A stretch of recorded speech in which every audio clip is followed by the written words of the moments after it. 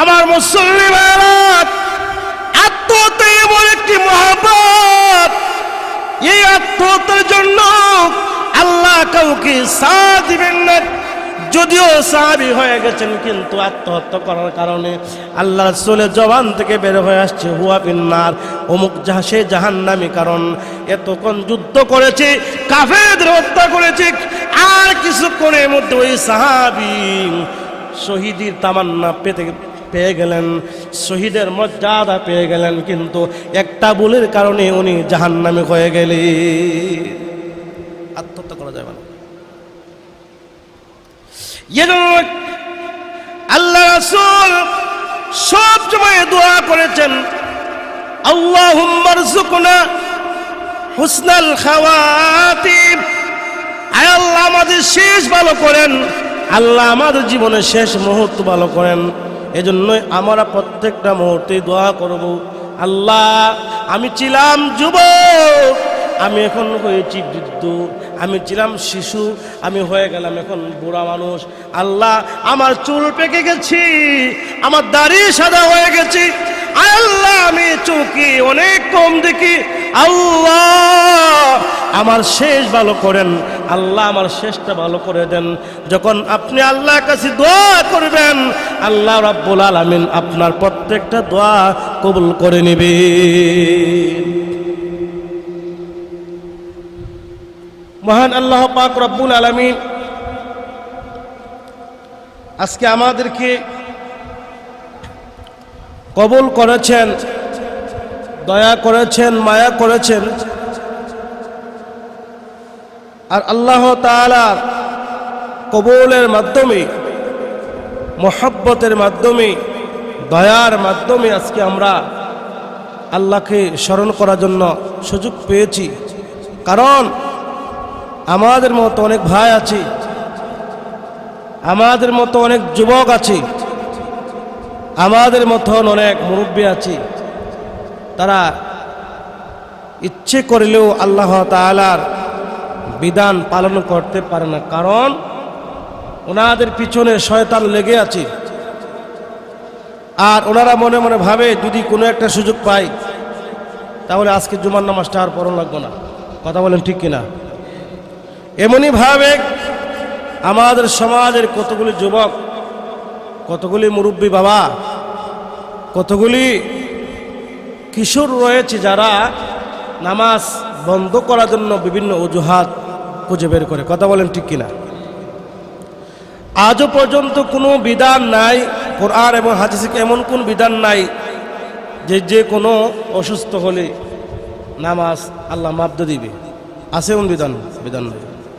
আপনি অসুস্থ হয়ে পড়েছেন, আপনি বসতে পারেন না, দাঁড়াতে পারেন না, আপনি বসে নামাজ পড়েন, ইশারা নামাজ পড়েন, আপনার মুখ তো অসুস্থ না, শারীরিক অসুস্থ, আমার শরীর ভালো না, কিন্তু আমার কণ্ঠ তো ভালো, আমার জবান তো ভালো। এই জবান আল্লাহ দিয়েছেন বান্দাদেরকে অনেক সুন্দর একটা নিয়ামত, কিন্তু বান্দা সুযোগ বিচারে যে কখন কোনো সমস্যা হয় কি না, আর সেই সমস্যা আসলে নামাজটা চালা যাবে, জুমার নামাজটা বন্ধ করা যাবে। তখন তাকে জিজ্ঞেস করলে, ভাই দেখে নামাজ কেন পড়লেন আজকে? হুজুর আমার হাত ভেঙে গেছে কিনা। যাই হোক, তার সমস্যা কি?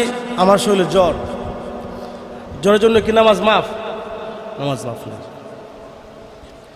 নামাজ একটি শারীরিক ইবাদত। সাধারণ আমি যদি একবেলা ভাত না খাই, কেউ রাত্রে ভাত না খাইলে দেখবেন তো তার ঘুম হবে না, হবে ঘুম আসবে না, আর ঘুম হবেই না, চটপট শুরু করে দেয়। ও ভাই, আমি আমার জীবন বাঁচানোর জন্য, আমার পেটের খিদা দূর করার জন্য আমার ভাত খাওয়ার প্রয়োজন হয়।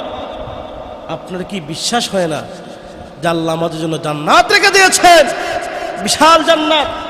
ওই জান্নাতে যেতে হলে আমার নামাজ পড়তে হবে। আপনি কি ভাবছেন? কখনো ভাবেন নাই। আল্লাহর কাছে আপনি কি জবাবদিহি করবেন? আল্লাহ আপনাকে প্রশ্ন করবে, বান্দা নামাজ কেন পড়ো নাই? তখন তো চলবে না, আল্লাহ আমার শরীর অসুস্থ, জ্বর ছিল, মাথা ব্যথা ছিল, কানে ব্যথা ছিল, পায়ে ব্যথা ছিল, কোমরে ব্যথা ছিল, এগুলো চলবে? এইগুলো চলবে না। এজন্য নামাজ একটি শ্রেষ্ঠ ইবাদত, শারীরিক ইবাদত। এই নামাজ পড়তে হলে আপনার একদিকে আল্লাহ তাআলার আনুগত্য অর্জন করতে পারবেন, আনুগত্য লাভ করতে পারবেন, আল্লাহ দিদা লাভ করতে পারবেন। আরেক দিক হচ্ছে এই নামাজের বিনিময়ে আল্লাহ আপনার শরীরের সকল রূপ ভালো করে দিবেন। দেখবেন তো ডাক্তাররা আপনাকে ব্যায়াম দিবে, কোমরে গেছে এই আপনার কোমরে ব্যথা, আপনি রুকু দিবেন, এইভাবে সোজা হবেন কিনা, বাঁকা হবেন, হাত লম্বা করেন, হাত এইভাবে সোজা করেন, আবার এইভাবে করেন কিনা, এইগুলো আপনাকে ব্যায়াম শেখাবে। আমরা তো প্রত্যেক দিন যারা নামাজ পড়ে সে 5 ওয়াক্ত নামাজে ব্যায়াম করেছি। আপনারা ব্যায়াম করেন নাই? এই যে এই গাড়ে ব্যায়াম, এই মাথা ঘোরাচ্ছে, ঠিক এইটা গাড়ে ব্যায়াম কিনা। তাহলে কন্টিনিউ বান্দা 5 ওয়াক্ত নামাজের মাধ্যমে একদিকে আল্লাহ তাআলা সন্তুষ্ট অর্জন করেছে, আর একদিক হচ্ছে তার শরীরের সকল ব্যায়াম চালু হচ্ছে। আমার মনে আছে আজ থেকে এই যে 3-4 বছর আগে আমি ঢাকা পিজিতে গিয়েছিলাম, আমার কোমরের সমস্যা। তো এই যারা এক্সরে করে তারা বলল, হুজুর আপনি কেন আসছেন, আলেম মানুষ, আপনি কি ব্যায়াম শিখবেন? এগুলো তো আপনি নিজেই পারেন ব্যায়াম, আপনি আলেম মানুষ, নামাজ পড়েন, আপনি কেন আসছেন এখানে? আমি ভাবছি মনে হয় অন্য কোনো ব্যায়াম শিখবে আমাকে, ওরা আমাকে রুখে দেওয়া হয়, এই যে হাত ঘোরায় না, মাথা ঘোরায়, এইরকম দিন। তাহলে এই নামাজ একটি শারীরিক ইবাদত। নামাজের মাধ্যমে আল্লাহ আপনাকে যেমন পছন্দ করেন, যেমনইভাবে নামাজের মাধ্যমে আপনি আল্লাহর সন্তুষ্টি অর্জন করতে পারবেন, ঠিক তেমনইভাবে এই নামাজের মাধ্যমে আপনার শরীরের সকল রূপ মুছতে পারেন। কথা বলেন ঠিক কিনা? আরেক দিক হচ্ছে নামাজ আপনার সকল আশা আকাঙ্ক্ষা পূর্ণ করবে। আমি প্রতি জুমায় বলি, অসুস্থ হয়ে পড়েছেন, নামাজ পড়েন, টাকার অভাব, নামাজ পড়েন। সাহাবায়ে কেরাম নামাজের প্রতি এত তাওয়াক্কুল ছিলেন, এত আনুগত্য ছিলেন নামাজের প্রতি। কোনো কিছুর প্রয়োজন নামাজে দাঁড়িয়ে গিয়েছেন, খাবারের প্রয়োজন নামাজে দাঁড়িয়েছেন, টাকার প্রয়োজন নামাজে দাঁড়িয়েছেন। ওই গোড়া হারিয়ে গিয়েছে, নামাজ পড়েছেন, গোড়া সামনে চলে আসে। কিন্তু আমাদের মন তো এরকম নয়। আমাদের ভিতরে আমাদের মন, আমাদের দিল আচ্ছাটা গোনায় পাকড়াও করে ফেলেছে। আমরা ভালো কাজ করতে গেলে আজকে আমাদের ভালো লাগে না। এর একটি মন্দ কাজ আমাদের সম্মুখে আসে, আমরা এটা আপ্রাণ চেষ্টা করি ভালোভাবে করার জন্য। কথা বলেন ঠিক কিনা? এজন্য আমি আপনাদের সম্মুখে আজকে যে আয়াত কারিমা তেলাওয়াত করেছি, আল্লাহ তাআলা সেই সূরা নিসার 29 নম্বর আয়াতে কারিমায় আল্লাহ তাআলা বলেছেন, মুসলমান তোমরা নিজেকে হত্যা করিও না কোনো কিছুর মাধ্যমে। মৃত্যু একটা আল্লাহ দান। কথা বলেন ঠিক কিনা? মৃত্যু কখন হবে সেটাও আল্লাহর কাছে। আল্লাহ তাআলা কোরআনে বলেন, ওয়ামা তাদরি নাফসুম বিআইয়ি আরদিন তামুত। বান্দা কোথায় কখন মৃত্যু, এটা একমাত্র আল্লাহর কাছে। বান্দা তোমার কাছে নয়। তুমি ফাঁসি লাগাইবা, বিষ পান করবা, আত্মহত্যা করবা, তো তোমার কাছে নয়, এটা একমাত্র আল্লাহর কাছে। মৃত্যু কখন হবে এই জ্ঞানটা একমাত্র আল্লাহ তাআলার কাছে। এখন আমরা সমাজে একটা অপব্যাখ্যা করি, সে বিষ পান করে মারা গেছে, এটা আল্লাহর হুকুম। এটা আল্লাহর হুকুমে কেন? আল্লাহর হুকুম। কথা বলেন না, আল্লাহর হুকুমে কেন? না, আল্লাহ তো বলে না আপনি বিষ পান করেন, বলছে আল্লাহ ফাঁসি লাগায়, ফাঁসি লাগায়নি, ফাঁসি লাগায়, ছুরি দিয়ে আঘাত করে, বিল্ডিং থেকে লাফ দে, নদী থেকে লাফ দে, ঝাম দিয়ে সে আত্মহত্যা করে। আত্মহত্যা সম্পর্কে কোরআন এত ভয়ঙ্কর কথা বলেছে, আল্লাহ খুব শক্ত কথা বলেছেন, আল ইন্তেহার, সুসাইড। আপনি দুঃখ, কষ্ট, যন্ত্রণা সহ্য করতে না পেরে আপনি আত্মহত্যা করবেন, কে আপনাকে অধিকার দিয়েছে? আল্লাহ আপনাকে সুন্দর করে সৃষ্টি করেছেন, সুন্দর করে বানিয়েছেন। লাকাদ খালাকনাল ইনসানা ফি আহসানি তাকওয়িম। আল্লাহ বলেন, বান্দা তোমাকে সুন্দর কাঠামো দিয়ে আমি তৈরি করেছি, সুন্দর নাক দিয়েছি, সুন্দর কণ্ঠ দিয়েছি, সুন্দর চক্ষু দিয়েছি, সুন্দর হাত পা দিয়েছি, সুন্দর সব কিছু দিয়ে বানাইলাম। আবার তুমি নিজেকে আত্মহত্যা করবে, খেয়ে তোমাকে অধিকার দিয়েছি। আল্লাহ আমাকে অধিকার দিয়েছেন? অধিকার দেন নাই। আপনারা শুনেছেন যে একটি বিষয়, যে আমাদের একজন কলেজের অধ্যাপিকা খাইরুন নাহার, সে দীর্ঘদিনের প্রেমের সম্পর্কের মাধ্যমে একটা যুবক ছেলের সঙ্গে তার বিয়ে হয়েছিল। শুনলেন এগুলো? ইউটিউব, ইন্টারনেট তুলপার। ওই মহিলার বছর হলো 45 বছর, আর যুবকের বয়স মাত্র 21 বছর। ওই 21 বছরের যুবকটা সে একজন কলেজ স্টুডেন্ট, আর ওই মহিলা হচ্ছে একটা কলেজের অধ্যাপিকা। তাদের প্রেমের সম্পর্ক, তাদের মাধ্যমে বিয়ে হয়ে গেছে, 9 মাস তাদের সংসার হয়ে গেছে। এই যে প্রেম, এই যে ভালোবাসা, আপনি প্রেম কার সাথে প্রেম করবেন? বিয়ের আগে কোনো প্রেম নাই, আসেনি? প্রেম আছে? বিয়ের আগে কোনো প্রেম নাই। কোনো মেয়ে, কোনো ছেলের বিয়ের আগে কোনো প্রেম নাই। যদি মহব্বত করতে হয়, আতিউল্লাহ ওয়া আতিউর রাসূল, আল্লাহ এবং তার রাসূলের মহব্বত অন্তরে জাগ্রত করেন। কথা বলেন ঠিক কিনা? এই যে অবৈধ সম্পর্ক ছিল দীর্ঘদিনের, অবৈধ সম্পর্কের মাধ্যমে তাদের বিয়েটা হয়ে গিয়েছিল। বিয়ে হয়ে গেছে, সংসার হচ্ছে। এদিকে যখন এই বিষয় যখন সমাজে প্রচার হয়ে গেল, কিভাবে একটা যুবক একটা বৃদ্ধ মহিলা, বয়স্ক মহিলাকে বিয়ে করে প্রেমের সম্পর্কের মাধ্যমে, এখন ওই মহিলার প্রতি বিভিন্ন চাপ সৃষ্টি করা হয়েছে। লোক সমাজে সে মুখ দেখাতে পারছে না, সবাই তাকে লজ্জা দিচ্ছে। তুই কাজটি কেন করলে? তোর ছেলের বয়স, ছেলের মতো ছেলেকে, তোর ছেলের মতো ছেলেকে তুই বিয়ে করলে, সাহেব বানালে, কেমন লজ্জার বিষয়গুলা। ওই অবশেষে ওই মহিলাটা সে আত্মহত্যা করেছে। কেউ বলেছে আত্মহত্যা, কেউ বলেছে এটা হত্যা। আসলে এখন বর্তমানে ওই যে মামুন ছেলেটা, সে জেল হাজতে আছে। এখন কেউ বলেছে সে তার বাইক, তার দাবি ছিল বাইকের জন্য তার স্ত্রীকে হত্যা করেছে। যাই হোক, এখন আমার প্রশ্ন হচ্ছে, এই যে প্রেমের সম্পর্ক, আজ দেখেন সমাজে অধিকাংশ ছেলে মেয়েরা অবাধ মেলামেশার কারণে প্রেমের সম্পর্কে জড়িয়ে আজ একজন অন্যজনকে হত্যা করেছে, আত্মহত্যা করেছে, বিষ পান করেছে, গলায় ফাঁসি লেগেছে। তাহলে এই যে জঘন্য একটি কাজ, জঘন্য অপরাধ, সেই দায় বায় কে নিবে? একমাত্র বাবা মা। কথা বলেন ঠিক কিনা?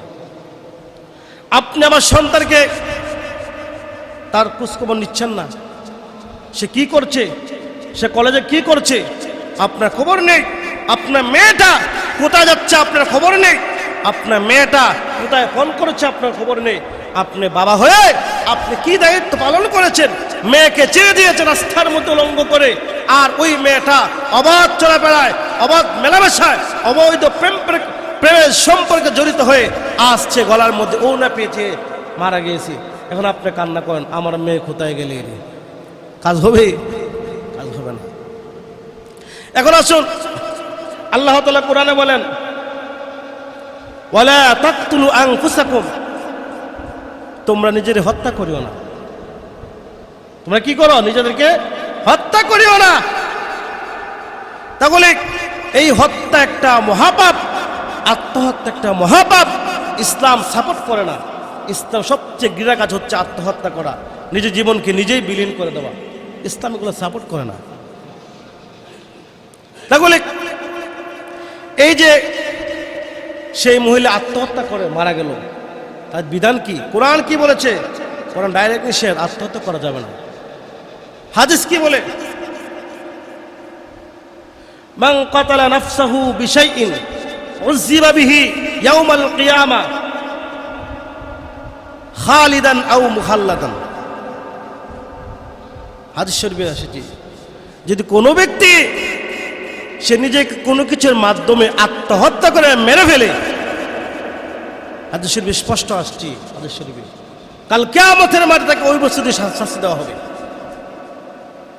ওই জিনিস দিয়ে তাকে শাস্তি দেওয়া হবে। এ তো শাস্তি। এবারে কেউ যদি গলায় ফাঁসি লাগায়, তার শাস্তি এটাই, ফাঁসি লাগাই মরতে থাকবে। কেউ যদি বিষ পান করে, সে বিষ পান করতে করতে মরতে থাকবে। কাল কিয়ামতের মাঠে সে বিষ পান করবে আর মরবে। কেউ যদি ছুরিঘাত করে মারা যায়, তার শাস্তি হচ্ছে এটাই, সে কিয়ামতের মাঠে এসে নিজেকে ছুরিঘাত করবে, মরবে, আবার ছুরিঘাত করে মরবে, এই তার শাস্তি। তাহলে আত্মহত্যার বিধান আমরা হাদিস শরীফে জানতে পারলাম। আত্মহত্যার জন্য ভয়ানক শাস্তি ইসলাম সাপোর্ট করে না, কোরআন সাপোর্ট করে না। একবার আল্লাহ রাসূলের সম্মুখে একজন সাহাবী যুদ্ধের মধ্যে যুদ্ধ শুরু করে দিয়েছে। যুদ্ধ করতে করতে এমন পর্যায়ে চলে গেছে, তখন সাহাবা একরাম বলতে লাগলেন, অমুক সাহাবী সে শহীদ তামান্না অর্জন করবে, শেষ আজকে যুদ্ধের সকল সব সে অর্জন করবে। তার এই যুদ্ধ থেকে, তার এই প্রতিভা, তার এই অহংকার, এই যে বিনয়ীর সাথে বজ্রকণ্ঠে যুদ্ধ শুরু করে দিয়েছে, সাহাবা একরাম বললেন, আর সেই যুদ্ধের বদলে সকল সব অর্জন করে ফেলবে। রাসূলকে বললেন, হুয়া ফিন্নার, সে জাহান্নামী। রাসূল কি বলছেন? হুয়া ফিন্নার, সে জাহান্নামী। সাহাবায়ে কেরাম আশ্চর্য হয়ে গেলেন, যে লোকটা এত যুদ্ধ শুরু করে দিয়েছে, নবীজি বললেন সে জাহান্নামী, কারণটা কি? এক সাহাবী লক্ষ্য রাখলেন ওই সাহাবের প্রতি, যে রাসূল কেন বলছেন সে জাহান্নামী। আমার ভাইয়েরা, আল্লাহ রাসূল সাল্লাল্লাহু আলাইহি সাল্লাম যখন ওনার জবান থেকে বললেন সে জাহান্নামী, এক সাহাবী ওই সাহাবীর সঙ্গে নজর রাখলেন। সাহাবী আল্লাহ রাসূল কেন জাহান্নামী বললেন, কারণটা কি? ওই সাহাবী যুদ্ধের ময়দানে তুমুল যুদ্ধ শুরু করে দিয়েছে।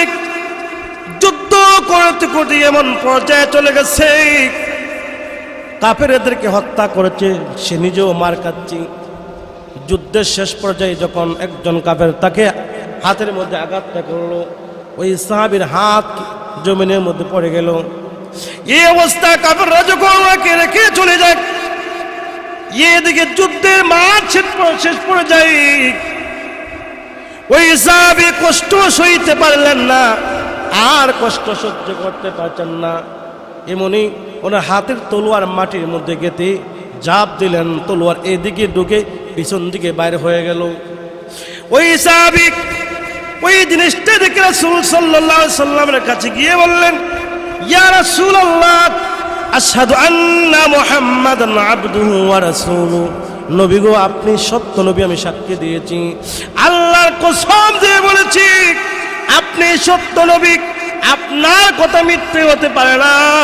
ওই সাহাবী নিজে আত্মহত্যা করেছি,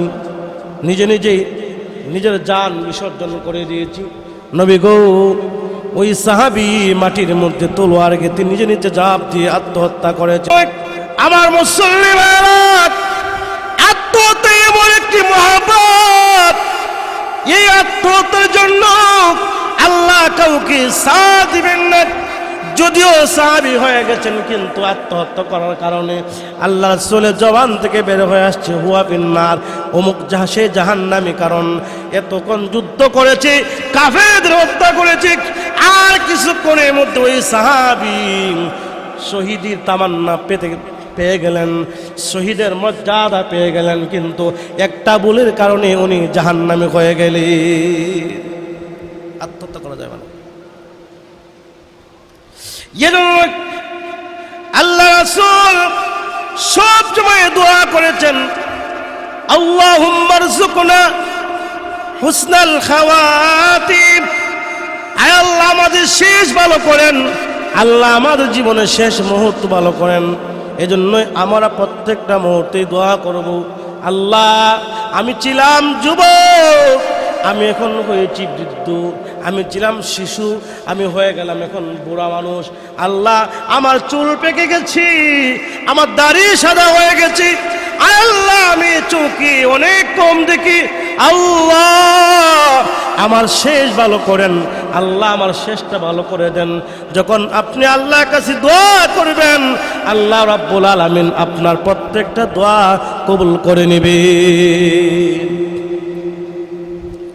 এই জন্য আমার ভাইয়েরা, আত্মহত্যার থেকে বিরত রাখবেন। আপনার যখন ভিতরে কষ্ট শুরু হয়ে গেছে, কোথাও আঘাত পেয়েছেন, আপনাকে কি অপমান করেছি, বেইজ্জতি করেছি, এর কষ্ট নিয়ে কখনো আত্মহত্যা করবেন না, কখনো নিজের জান বিসর্জন করবেন না। কারণ এই দেহের মালিক আপনি নয়, আল্লাহ আপনাকে সৃষ্টি করেছেন। যখন আপনার দুনিয়ার হায়াত পড়ে যাবে, আল্লাহ আপনাকে নিয়ে যাবেন। আপনার এখানে টাকার জন্য কোনো আসেন নাই। যখন দুনিয়ার হায়াত পড়ে যাবে, আল্লাহ আপনাকে মৃত্যু দিয়ে দুনিয়া জমিন থেকে বিদায় করে নেবেন। এই জন্যই আপনি কখনো আত্মহত্যার চেষ্টা করবেন না, কখনো নিজেকে জুলুম করবেন না, কখনো নিজের প্রতি অবিচার করবেন না।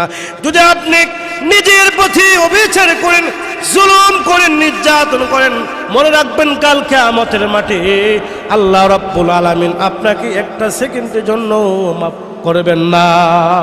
মাফ করবে?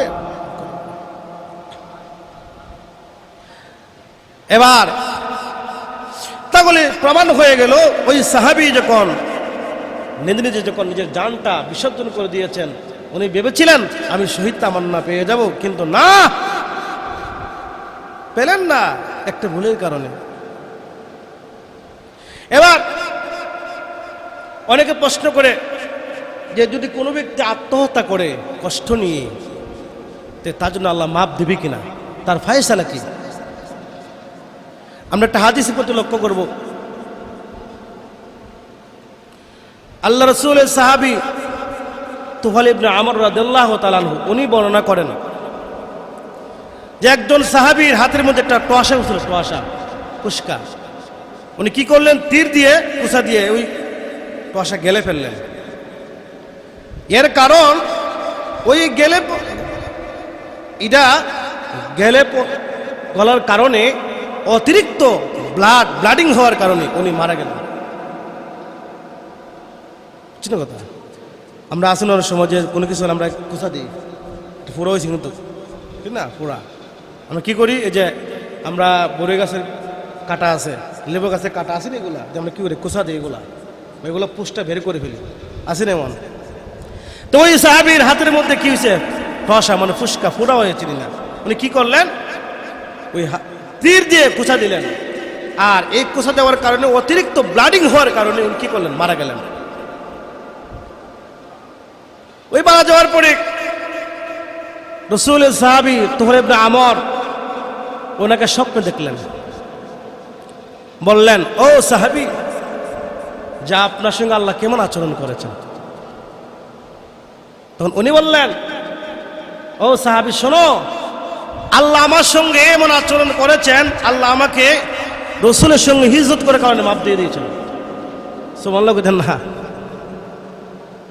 যে আমি আল্লাহ রাসূলের সঙ্গে হিজরত করার কারণে আল্লাহ আমাকে মাফ দিয়ে দিয়েছেন, মাফ করে দিয়েছেন। আর দেখলে ওনার হাতের মধ্যে ব্যান্ডেজ করা, কি করা? ব্যান্ডেজ করা। উনি বললেন যে আপনার হাতে ব্যান্ডেজ কেন, কারণটা কি? আমি যে নিজে আমি এইটা ক্ষতি করছি, নিজে আমি যখন আক্রমণ করছি, আল্লাহ তাআলা বলেছেন তুমি তোমার নিজে নষ্ট করছো, এটা আমার কিছু করার নাই, এটা এইভাবে থাকবে, এটা এরকমই থাকবে। তাহলে বোঝা গেল আত্মহত্যা করা যাবে না, আত্মহত্যা করা যাবে না।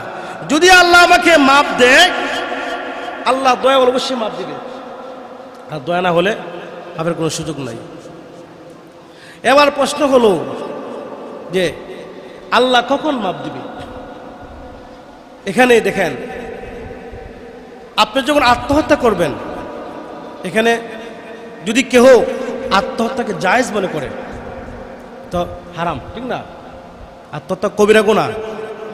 যদি কেউ মনে করে জায়েজ মনে করে, যদি কেউ বলে এটা আত্মহত্যা জায়েজ, এটা, তাহলে সে আল্লাহ তাআলার বিধান কি করলো? অমান্য করলো, হারামকে হালাল করলো, ঠিক না? যদি সে জায়েজ মনে করে আত্মহত্যা জায়েজ, সে যখন হারামকে যখন হালাল করেছে, ওই হারামকে হালাল করার কারণে সে মুসলমান থেকে খারেজ হয়ে গেছে, ইসলামে তার কোনো অংশ নাই। কথা বলছেন নি? যেহেতু সে হারামকে হালাল মনে করেছে, সে মনে করেছে আত্মহত্যা জায়েজ, এজন্যই যদি যে মনে মনে ভাবে আমি আত্মহত্যা করে ফেলেছি জায়েজ, এজন্যই সে হারামকে যখন হালাল করেছে এর কারণে সে মুসলমান থেকে খারেজ হয়ে গেল, ইসলামে তার কোনো অংশ নাই। আর যদি কে বেঈমান হয়ে মারা যায় তাহলে তার আল্লাহ তার পক্ষে কোনো সুপারিশ নাই। যদি কেউ বেঈমান হয়ে মারা যায় আল্লাহর পক্ষ থেকে তার জন্য কোনো সুপারিশ নাই। এখন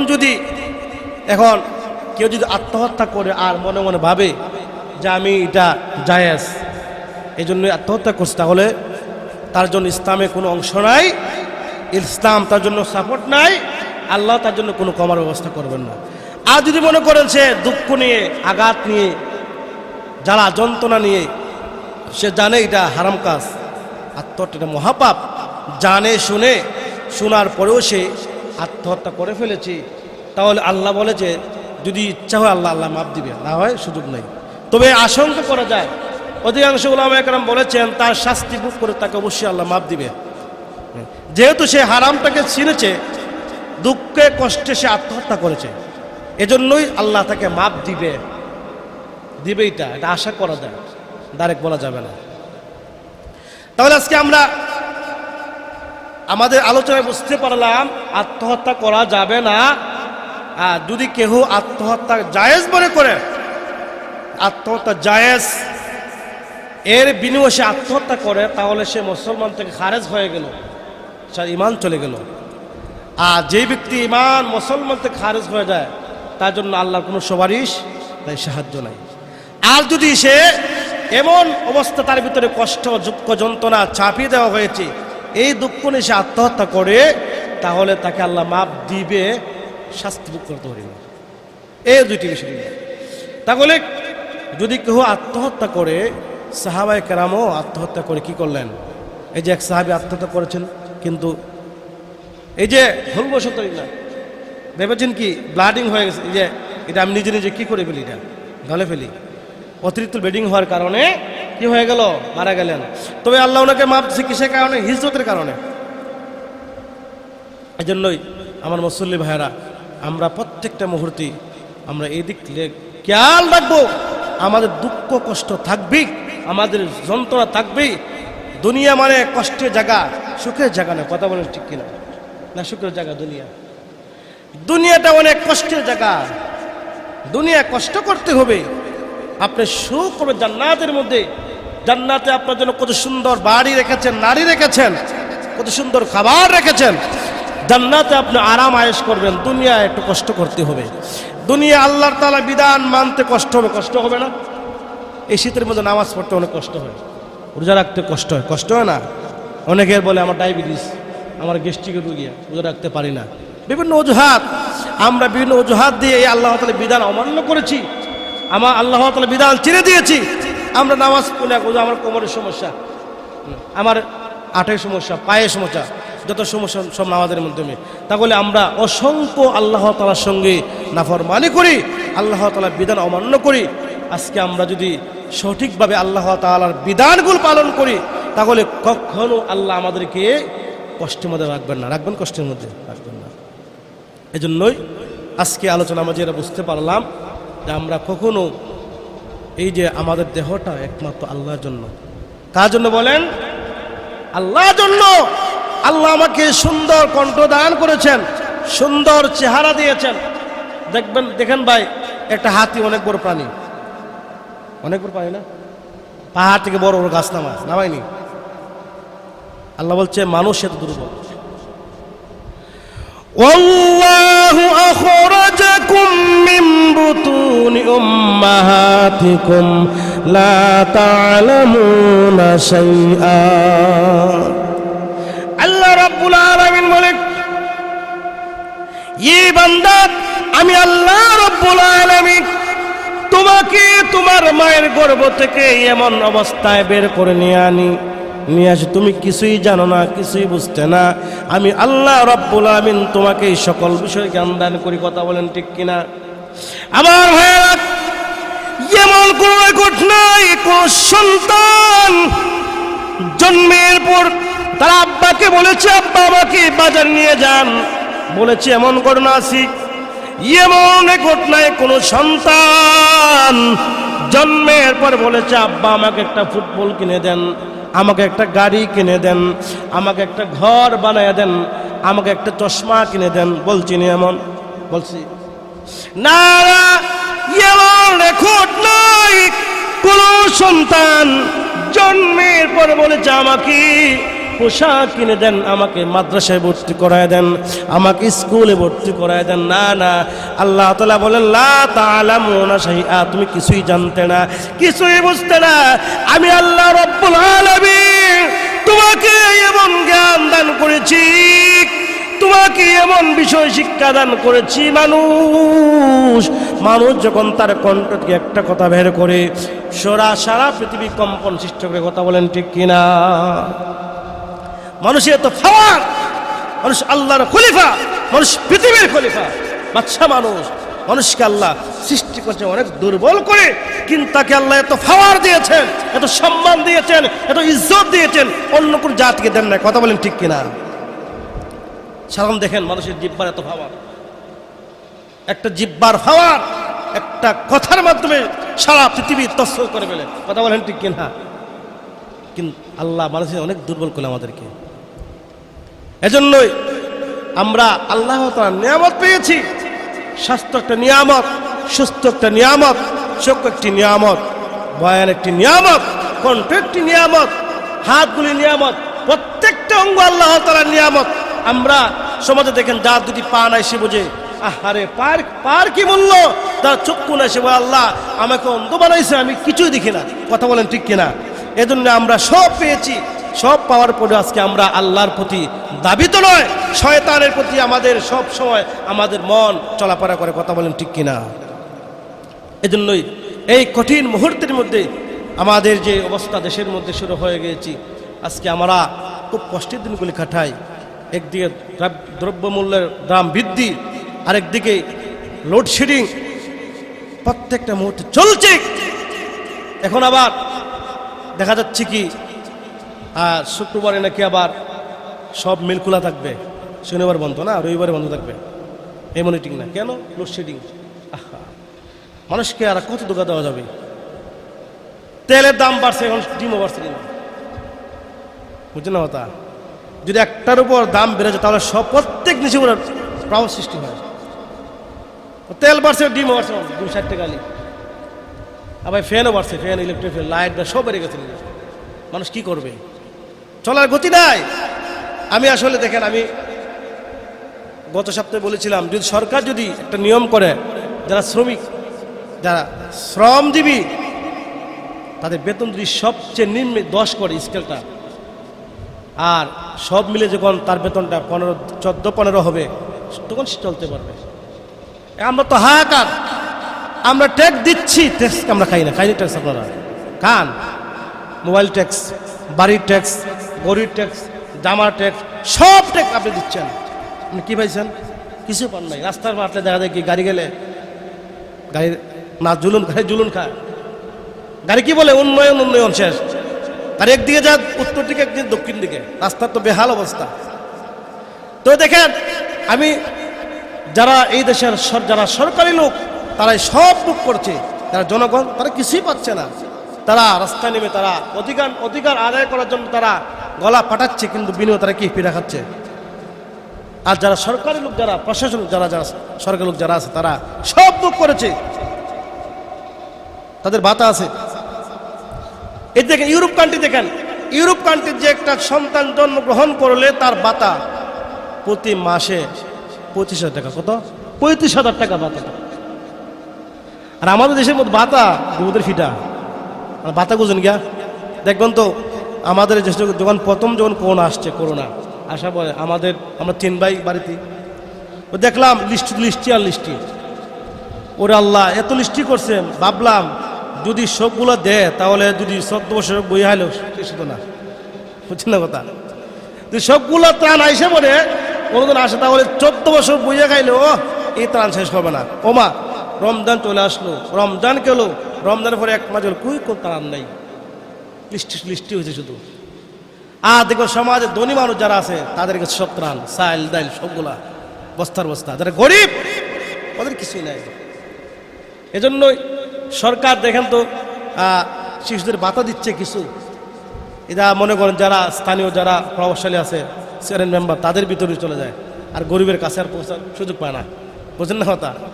তো এই বাইরে কান্ট্রির মধ্যে দেখেন তো সরকার তাকে ওই একটা বাচ্চাকে ভাতা দিচ্ছে, স্কুল খরচ, তার মাসিক খরচ না তার সম্পূর্ণ সরকার বহন করছে। আর আমাদের দেশে কি, আমরা সব দিচ্ছি, আমরা সব ট্যাক্স দিচ্ছি, কিন্তু দিয়েও আমাদের শান্তি নাই। আমরা অনেকে বলে আমরা বাংলাদেশে আমরা বেহেস্তের মধ্যে আছি, আসলে বেহেস্তে আছি না। বুঝলেন না কথা? যাই হোক, এই কঠিন অবস্থার মধ্যে আমরা আসলে প্রত্যেকটা মুহূর্তে আল্লাহর প্রতি ভরসা রাখবো। নামাজ পড়েন, বেশি বেশি নামাজ পড়েন, তাহাজ্জুদের ব্যবস্থা করেন, আল্লাহ সবসময় সাহায্য করবে। কোরআনে আমল করবেন, কোরআনের সাথে সম্পৃক্ত করবেন। আল্লাহ কোরআনের বিনিময়ে আমাদেরকে আল্লাহ সাহায্য করবে। কোরআনের নামাজের বিনিময়ে হক কথা বলার চেষ্টা করবেন। কাপুরুষের মতন আপনি কাপুরুষ হয়ে আপনি সত্য কথা ছেড়ে দিবেন না। আপনার মিত্র হোক, জীবন চলে যাবে, কিন্তু হক কথা ছাড়বেন না। বলতে হবে, আপনার দায়িত্ব, এটা দিবেন, দায়িত্ব পালন করতে হবে। এজন্যই আমার ভাইয়েরা, আপনাদেরকে আমি অনেক মহব্বত করি, অনেক ভালোবাসি। সেই ভালোবাসার জন্য আপনাদেরকে বলি, ইনশাল্লাহ আজকের পর থেকে মিথ্যে কথা বলা থেকে বিরত থাকবেন, 5 ওয়াক্ত নামাজ জামাতের সাথে আদায় করবেন। আল্লাহ সকলকে কবুল করুক, সকলবেন আমিন। আসসালামু আলাইকুম রহমতুল্লাহি ওয়া বারাকাতুহু। হুজুরের পরবর্তী ওয়াজ আসিতেছে আমাদের ইউটিউব চ্যানেলে, তাই সাবস্ক্রাইব করে সাথেই থাকুন।